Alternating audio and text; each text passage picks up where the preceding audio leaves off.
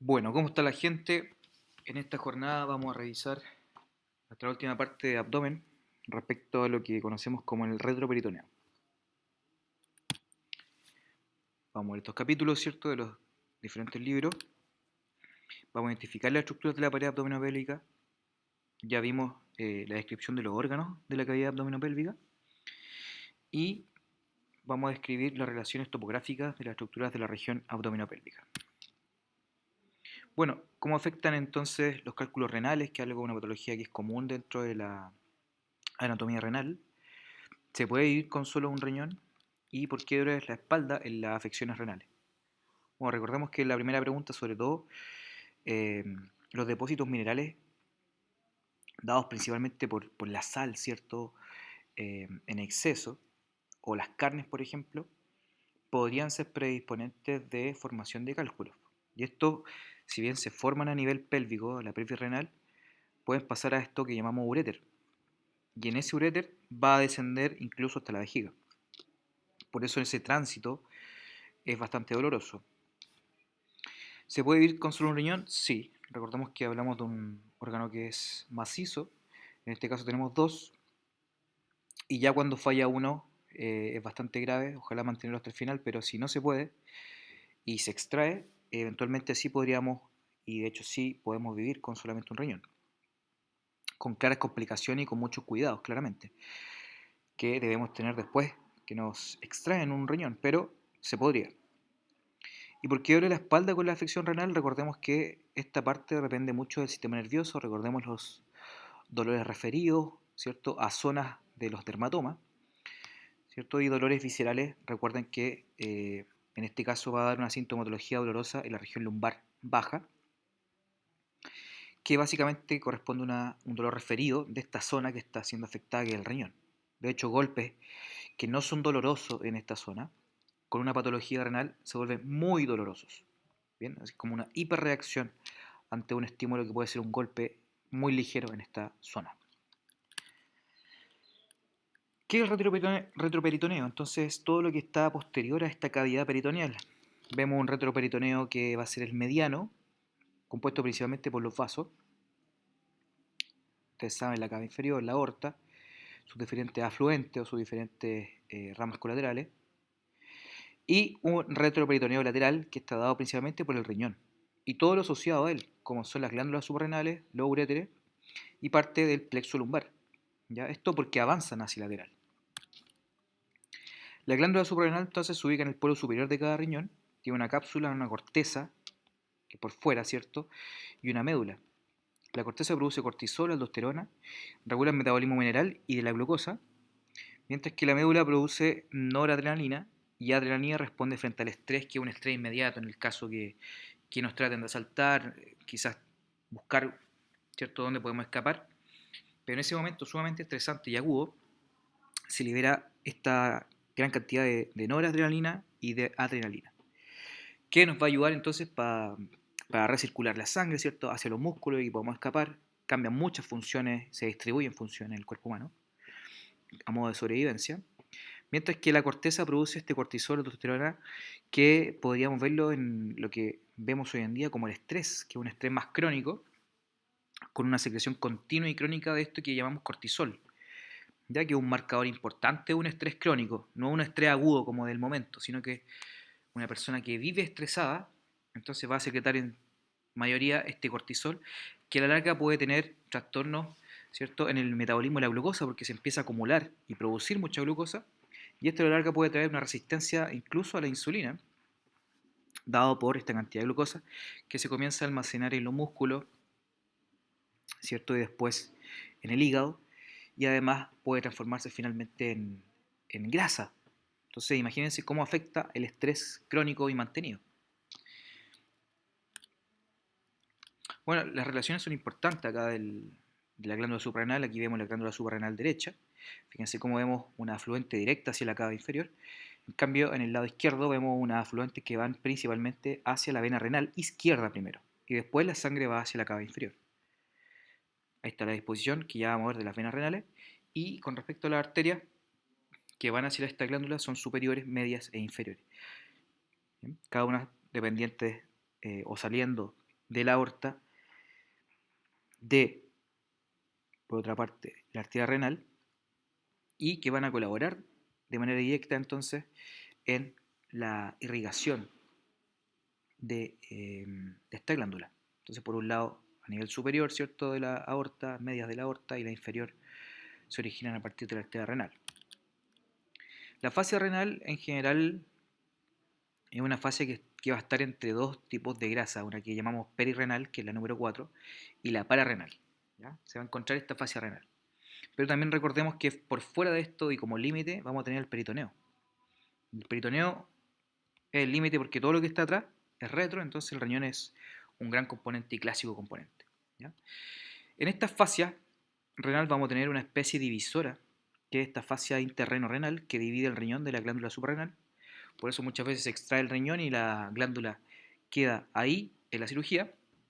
Si no se quiere extraer, se puede quedar ahí. Y queda suspendida entonces en esta fase interreno-renal. Ya es muy importante. Ahí, como les decía, recordemos siempre que vamos a tener el límite del peritoneo. Después vemos la fascia renal, la grasa peri y pararrenal. Y esta grasa es muy importante porque de alguna manera adosa al riñón a esta pared posterior. Relaciones mediales, como son la cava hacia el lado derecho, ¿cierto?, la aorta, vasos renales, músculos hacia posterior como el psoas y el cuadrado lumbar, y los músculos de la pared lateral del abdomen que están más hacia lateral. Son órganos retroperitoneales, como decimos, ubicados en la región lumbar, a ambos lados de la columna, son los encargados, entre otras funciones, de producir orina y regular la presión arterial. Son muy importantes. Ya una buena función renal tiene que ver mucho con la filtración, absorción y excreción, en este caso de tóxicos o sustancias que tenemos que eliminar como que están contenidos en la orina. Se ubica entre T12 y L2. Bien, y acuérdense que el riñón derecho tiende a ser un poco más bajo que el riñón izquierdo, y esto debido por la presencia del hígado, ¿no? Estructura importante al momento de observar el riñón. Vamos a ver entonces a la cápsula renal, que es un tejido conectivo que está por fuera del riñón, fuera del parénquima, podríamos decir, renal. Y este tejido conectivo se puede separar del riñón. Uno al disecarlo lo puede tomar y lo puede sacar incluso del riñón. Es un tejido conectivo un poquito grueso, ¿ya? Y se nota la diferencia que tiene la cápsula renal con el tejido renal propiamente tal. Vamos a ver las pirámides, ¿cierto? Que ahí vemos el número 2. Vamos a ver las columnas, que son las que separan las pirámides. La papila, que es el vértice de cada pirámide renal. Los senos renales, que son estos espacios por donde avanzan muchos vasos y se ubica también bastante grasa entre esto que llamamos los cálices menores. Entre los cálices menores van a estar estos senos renales. Vamos a ver los polos, superior e inferior, ¿cierto? La corteza renal, que es el número 7. El pedículo, que va a ser todo lo que ingresa hacia el riñón, que es el VAP de anterior a posterior. La vena renal es más anterior, la arteria renal es media y lo más posterior es la pelvis renal, el VAP. Entonces primero vemos la venita, la arteria después, la pelvis hacia atrás. Las cálices menores, que son todas estas chiquititas que están acá, los números 10. Y los 9, ya cuando empiezan a confluir los menores, forman los cálices mayores, que van a traer estas gotitas de orina que se van a ir juntando en la pelvis y que van a pasar hacia el uréter por el estrechamiento pielo-ureteral. ¿Ya? Ahí con el número 12, que es el primer estrechamiento y por lo tanto el primer lugar en donde se frenan o donde se pueden quedar parte de los cálculos renales que se puedan formar en la pelvis renal. El riñón derecho entonces se relaciona con el hígado, con el duodeno, con el colon ascendente y con el colon transverso. Ahí está el transverso, ahí está el ascendente, acá estaba el hígado. Y el riñón izquierdo se relaciona con el colon transverso, el descendente, el vaso y el páncreas. El páncreas que, recuerden que apunta con su cola al vaso. Las relaciones renales posteriores están dadas por entonces la porción vertical del diafragma, la costilla 11 y 12. Ya acuérdense que el riñón derecho principalmente va a palpar con la costilla 12, mientras que el lado izquierdo, el riñón izquierdo, palpa en sí o tiene relación con la costilla 11 y 12. Recordemos los músculos, primero el cuadrado lumbar, ¿cierto? que está cortado acá, y el psoas. O sea, el psoas es más medial y el cuadrado lumbar es una relación posterolateral del riñón. Además podemos ver el nervio ilipogástrico y el hilo inguinal, ¿ya? Que se van a ubicar retroperitoneal y que van a estar pasando delante de los músculos y detrás de los riñones. Recordemos que todo este espacio va a estar relleno de grasa. ¿Bien? Y por eso se dan unos golpes acá para ver cómo está la función renal muchas veces cuando hay un problema, inflamación o una afección renal. Los golpes que son pequeños acá, indóloros, en problemas renales duelen mucho. ¿Ya? Hay una hiperreacción porque algo está pasando dentro ahí en el riñón, además de los dolores típicos referidos en esta zona.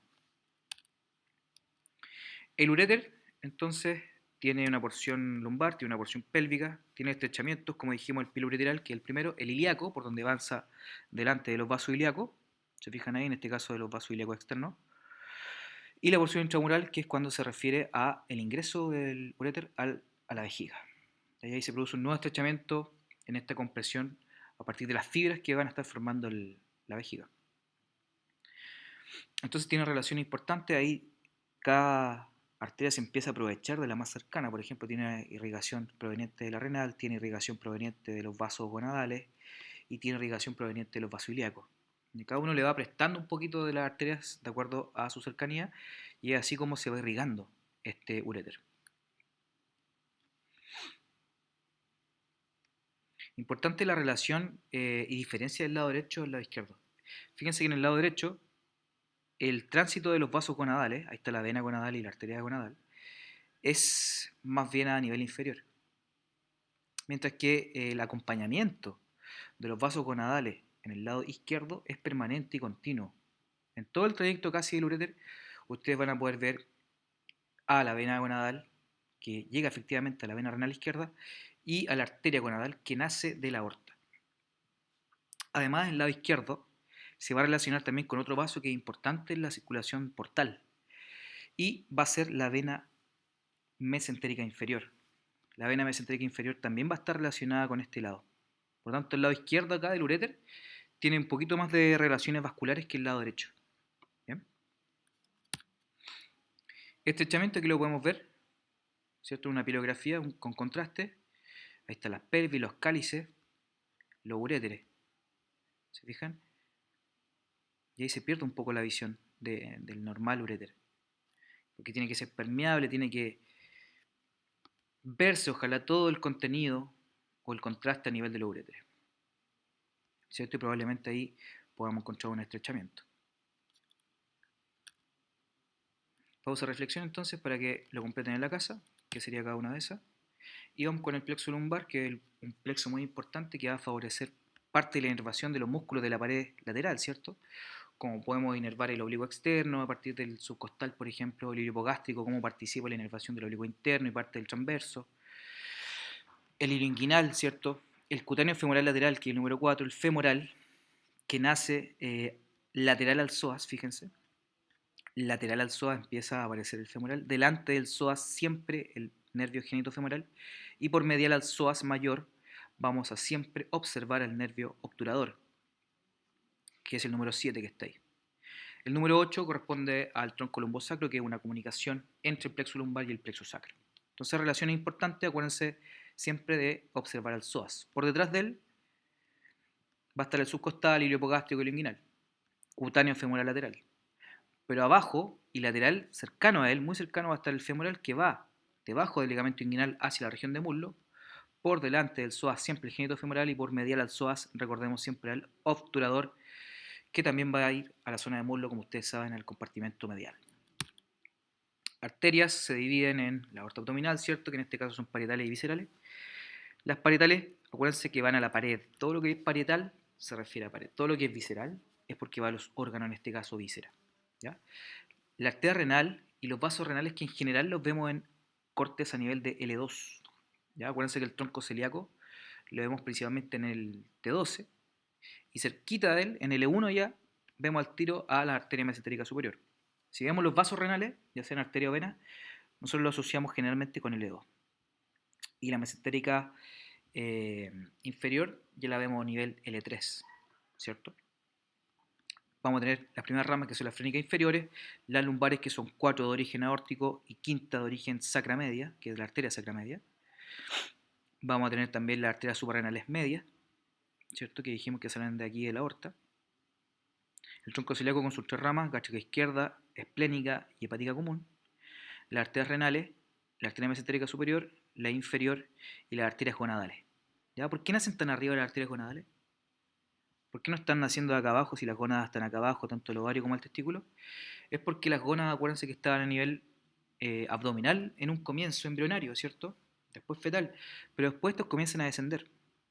Y al descender arrastran a estas arterias que estaban paralelas y se transforman en arterias oblicuas y descendentes. Y empiezan a acompañar entonces a la gónada en este tránsito hacia su posición final, que es hacia inferior, en el caso del ovario y en el caso de los testículos. La vena cava inferior entonces se origina a partir de las venas ilíacas comunes, derecha e izquierda. Tiene las afluentes que son las gonadales. Acuérdense que la gonadal derecha llega directamente a la cava, mientras que la gonadal izquierda primero llega hacia la vena renal izquierda, que es muy importante porque en el caso del género masculino ocurre mucho el varicocele, que es una inflamación del plexo pampiniforme, que de hecho forma esta vena gonadal o testicular. Entonces este ángulo recto que está acá, en los casos donde se producen trombos, por ejemplo, son más susceptibles hacia el lado izquierdo que al derecho, ¿ya? Por esta disposición anatómica. Por lo tanto, se inflama mucho más en varicocele el testículo del lado izquierdo, ¿ya? Y es por esta disposición anatómica que tiene la vena. Vamos a tener las venas renales, ¿cierto? Que dijimos que las vemos a nivel de L2, las venas van por delante, acuérdense, en el VAP. Vemos las frénicas inferiores, las venas hepáticas, que traen la sangre un poco más limpia del hígado, que trabaja mucho, y las venas lumbares, que son importantes, que traen sangre, acuérdense, de los plexos venosos vertebrales internos, y cuando salen hacia afuera, hacia los plexos venosos vertebrales externos, ¿cierto? Y estos plexos externos, que estaban alrededor ahí del canal medular, ¿cierto? O por fuera de la columna vertebral, drenan su contenido, en este caso, en esta parte del cuerpo humano, hacia las venas lumbares, que después en el tórax estas venas lumbares colaboran con la formación hacia el lado derecho de la vena ácigos y hacia el lado izquierdo de la vena hemiácigos. Entonces son muy importantes estas venas lumbares. Cierro entonces, lo ven en su casa. Nada, gente, espero hayan aprendido. Un abrazo grande. Nos estamos viendo en la próxima.